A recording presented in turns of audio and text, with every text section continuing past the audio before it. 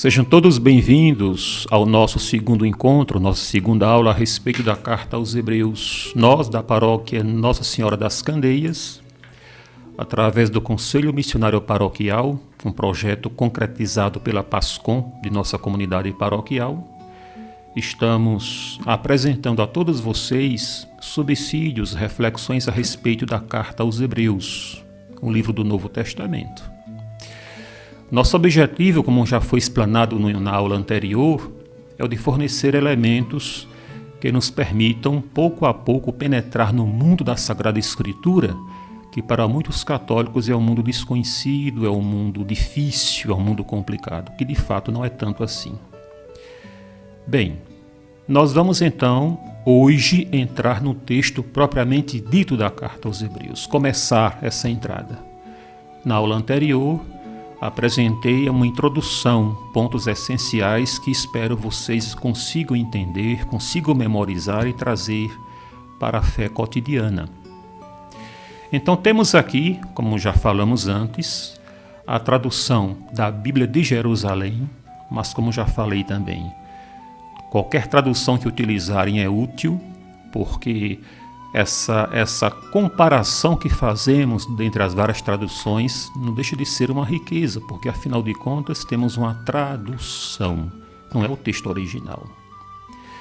Então temos aqui o capítulo 1 dessa carta,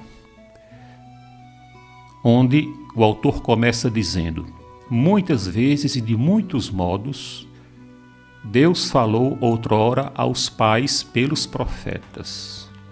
Aos pais aqui significa os antepassados, a ascendência do povo judeu.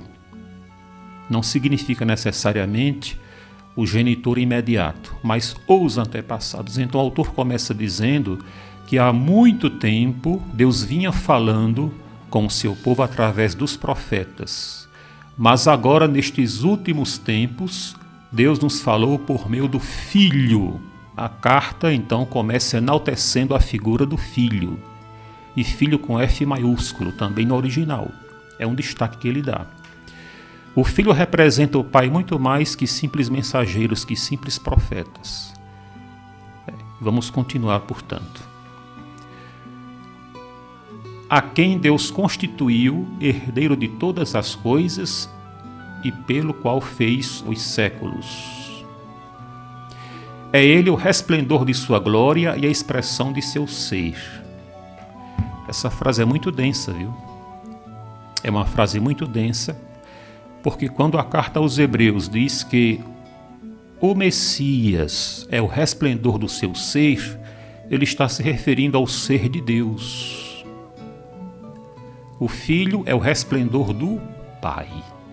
Então você começa a perceber aí que a carta aos Hebreus está enaltecendo a figura do Filho como sendo uma projeção perfeita do Pai. É um ensinamento que, a seu modo, nos prepara para a posterior definição da divindade do Filho. Muito bem. Sustenta o universo com o poder de sua palavra e, depois de ter realizado a purificação dos pecados, sentou-se nas alturas à direita da majestade, tão superior aos anjos quanto o nome que herdou excede o deles. Olhe, esse capítulo 1 da carta aos Hebreus enaltece, exalta a figura de Jesus Messias muito acima dos anjos. Tanto é que os versículos seguintes vão insistir nesse aspecto. Jesus é muito superior aos anjos, o que para nós hoje é uma mensagem muito clara. Para os destinatários da carta aos Hebreus, não era tão clara assim, parecia haver uma certa confusão. Por quê? No tempo em que essa carta foi redigida, o povo judeu prestava um culto muito vasto aos anjos, mas tão vasto que não os tornava predispostos a enxergar em Jesus o representante de Deus, o representante número 1. Não é que cancelasse a figura de Jesus, mas obscurecia, reduzia. Vejamos os versículos seguintes. De fato, a qual dos anjos disse Deus jamais: Tu és meu filho, eu hoje te gerei? Ou ainda, eu lhe serei pai e ele me será o filho? É um versículo que coloca Jesus acima dos anjos. Isso não é gratuito? E ao introduzir o primogênito no mundo, diz novamente: adorem-no todos os anjos de Deus. Aqui o autor avança mais. Os anjos devem adorar a Deus. Ao introduzir o Filho no mundo, os anjos devem adorar a Deus. Seja adorar ao Pai, que enviou o Filho, seja adorar ao Filho, o que insinua sua identidade com o Pai. Isso é muito forte, tem que ser uma questão de revelação mesmo. Versículos 7 e 8 tem muito a nos dizer também. A respeito dos anjos, porém, ele declara: torna em vendavais os seus anjos, e em chama de fogo os seus ministros. Ao Filho, porém, diz: o teu trono, ó Deus, é para os séculos dos séculos. O cetro da retidão é o cetro da sua realeza. Você percebe que nos versículos 7 e 8, o autor faz um contraste entre os anjos e Jesus Cristo. Os anjos são vendavais, os anjos são sutis, ou seja, os anjos são criaturas que não têm tanta solidez, tentando traduzir para vocês a ideia do agiógrafo, do autor sagrado. Quando ele então logo em seguida se refere ao Filho, ele diz que o Filho é herdeiro de um trono imutável que permanece para sempre. Então aí ele também atesta a superioridade do Filho. O Filho é superior aos anjos porque é imutável. E quando ele se refere aos anjos como vendavais, ele já mostra uma certa inferioridade dos anjos. Os anjos são mutáveis, são criaturas simplesmente. E então ele continua falando aqui.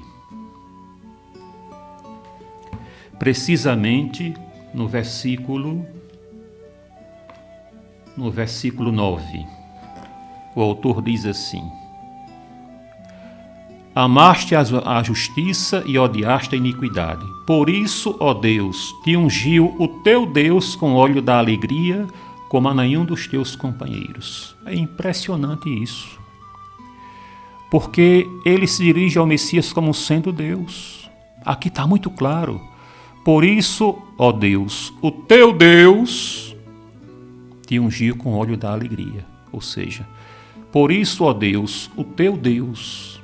Ele se refere ao Messias como sendo Deus e se refere ao Pai como sendo Deus, o Pai que ungiu o Filho, isto é, que escolheu o Filho conforme os costumes que o povo judeu tinha, o de designar a escolha divina por uma unção com azeite de oliva. Padre, podemos dizer que essa carta, já nesse capítulo 1, atesta com toda a clareza a divindade de Jesus? É uma afirmação, dizer que sim, é uma afirmação um tanto categórica. Mas é possível. É possível. Afinal de contas, como foi que o velho Simeão, lá em Lucas capítulo 2, versículo 30, como foi que o velho Simeão reconheceu em Jesus o prometido por Deus às nações? Por influxo do Espírito Santo. O Espírito Santo revelou a Simeão que aquela criança era o Messias esperado. Da mesma forma, podemos dizer que o autor da carta aos Hebreus recebeu uma revelação sobre a divindade de Jesus. Sim, quando séculos depois, Concílio de Nicéia, ano 325, a igreja definiu a divindade de Jesus, ela não inventou essa divindade.